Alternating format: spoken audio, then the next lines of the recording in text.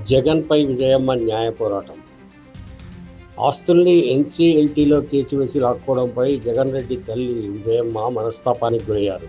ఆమె న్యాయ పోరాటం చేయాలని నిర్ణయించుకున్నారు. హైదరాబాద్ ఎన్సీఎల్టీ ఇచ్చిన తీర్పు అన్యాయంగా ఉందని, అధికారం లేకపోయినా తీర్పు ఇచ్చారని చెప్పి చెన్నై ట్రిబ్యునల్ను విజయమ్మ ఆశ్రయించారు.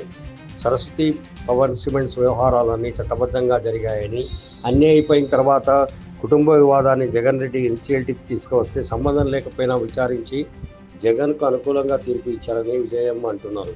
సరస్వతి పవర్ కంపెనీ విషయంలో జగన్ భారతీ విజయమ్మకు తమ వాటాలను గిఫ్ట్ డీడ్ కింద రాసిచ్చారు.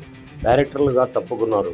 అయితే షర్మిలకు ఆమె మద్దతు ఇస్తున్నారని, ఆమె నుంచి తమ ఆస్తులను తాము వెనక్కి తీసుకుంటామని ఎన్సీఎల్టీని ఆశ్రయించారు. తాము వాటాలను రాసి ఇవ్వలేదన్నట్టుగా వాదించారు. తన తల్లి అక్రమంగా తమ ఆస్తులను రాయించుకున్నట్టుగా వాదించి ఎన్సీఎల్టీ నుంచి అనుకూల ఉత్తర్వులు తెచ్చుకున్నారు. ఈ పరిణామం విజయమ్మను షాక్ గురి చేసింది. ఈ అంశాన్ని ఇంతటితో ఆగకుండా అప్పీల్కి వెళ్లాలని ఆమె నిర్ణయించుకున్నారు. తల్లికి చెల్లికి రాసిచ్చిన ఆస్తుల విషయంలో జగన్ రెడ్డి వ్యవహరిస్తున్న తీరు వైసీపీతో పాటు ఆయన కుటుంబంలోనూ చర్చనీయాంశంగా మారింది.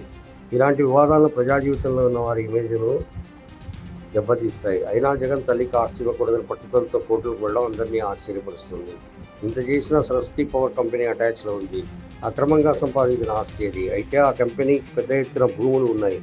అందుకే జగన్ కూడా రాసిచ్చినప్పటికీ వెనక్కి తీసుకోవాలని, తల్లికి అన్యాయం చేసిన తప్పు లేదని అనుకుంటున్నారు అనిపిస్తున్నది. ప్రసాద్, తిరుపతి, హంస 3.